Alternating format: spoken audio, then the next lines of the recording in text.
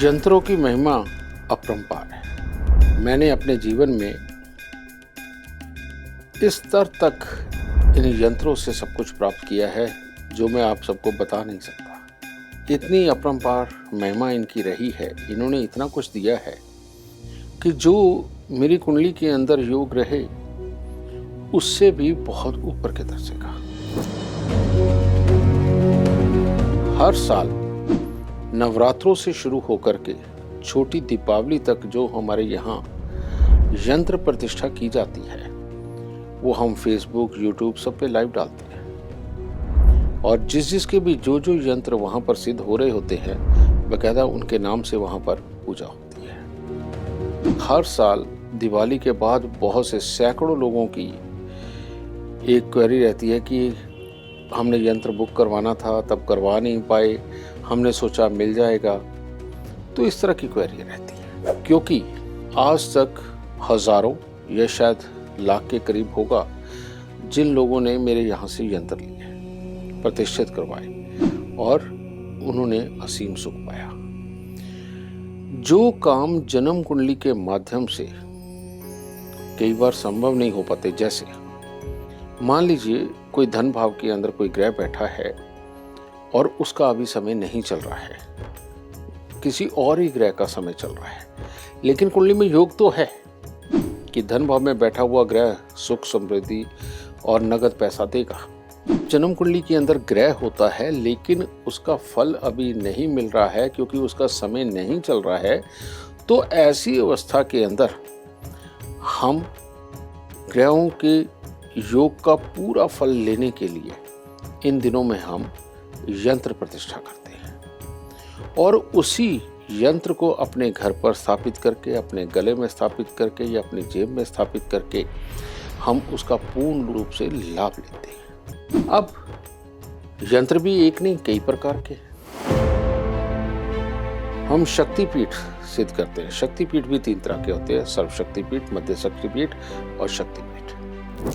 अब तीनों में अगर आप डिफरेंस देखें तो डिफरेंस एक तरह का है भी नहीं और बहुत बड़ा है, क्योंकि जब किसी को राजनीति में, बहुत बड़े बिजनेस के अंदर साम दाम दंड भेद खेल के किसी को भी टैकल करना और ऊंचे स्तर की सोच के साथ बहुत ऊंचा अगर उठना हो तो उसके लिए सर्व शक्तिपीठ स्थापित किया जाता है, वो प्रतिष्ठित किया जाता है।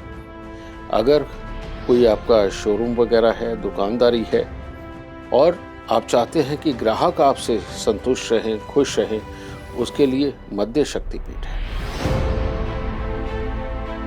और घर के अंदर सुख शांति हेतु और परिवार एक इकट्ठा मिलन कर रहे उसके लिए शक्तिपीठ है।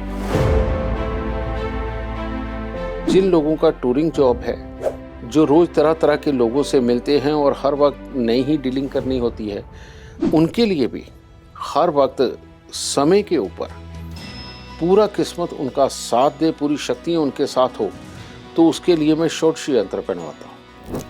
आप देखते होंगे जब आप मेरे से मिलने आते हैं तो मेरे पीछे माँ षोडशी का चित्र है, यंत्र लगा हुआ है। उन्हीं की कृपा आज तक मेरे पे रही है। तो षोडशी यंत्र भी 2 तरह के बनते हैं। अगर बच्चों को काबिलियत देनी है, बच्चे आपके पढ़ाई लिखाई में और हर तरह से टैलेंटेड बने, खेल कूद में रहें और अपनी वाक्पटुता को और निखार सके, तो इस यंत्र को घर पर स्थापित किया जाता है। और जो लोग रोज नए लोगों से मिलकर के, रोज नए तरीके की बातें करके उनको नए तरीके का अपना प्रभाव जमाना है, इन लोगों के षोडशी यंत्र गले में धारण किया जाता है कमाने के लिए।